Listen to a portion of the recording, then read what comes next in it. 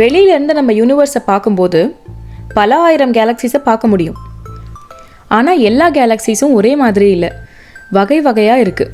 இதெல்லாம் எப்படி வகைப்படுத்தலான்னு அஸ்ட்ரானமர்ஸ் தேடிட்டு இருந்தாங்க. அப்போது எட்வின் ஹபிள், நம்ம எல்லாருக்கும் தெரியும் மற்ற கேலக்ஸிஸ் இருக்கிறத அவர் தான் உறுதிப்படுத்தினார். அதே எட்வின் ஹபிள் தான் இந்த கேலக்ஸிஸ் எல்லாம் வகைப்படுத்துறதுக்கு ஒரு வரைபடத்தை கொடுத்தார். நம்ம சிம்பிளாக என்னென்ன மாதிரியான கேலக்ஸிஸ்லாம் இருக்குன்னு தெரிஞ்சுக்கலாம். அதில் முதல் வகை ஸ்பைரல் கேலக்ஸிஸ் அப்படிங்கிற சுழல் விண்மீன் திரள்கள். மில்கி வே, ஆண்ட்ரோமீடா இந்த கேலக்ஸிஸ்லாம் இந்த மாதிரி ஸ்பைரல் கேலக்ஸிஸ் தான். இது போன்ற கேலக்ஸிஸை எளிமையாக அடையாளம் காண முடியும். இந்த மாதிரி கேலக்ஸிஸோட மையத்தில் பிரகாசமான ஒரு பகுதி இருக்குது.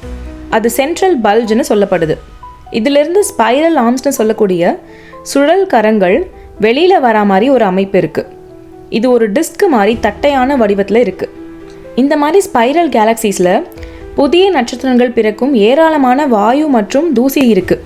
டென்சிட்டி வேவ்ஸ் எனப்படும் அடர்த்தி அலைகள் இந்த சுழல் அமைப்பை பராமரிக்குது. இந்த அலைகள் செல்லும்போது இங்கே நிறைய புதிய நட்சத்திரங்கள் உருவாகிறத நம்மளால் பார்க்க முடியுது.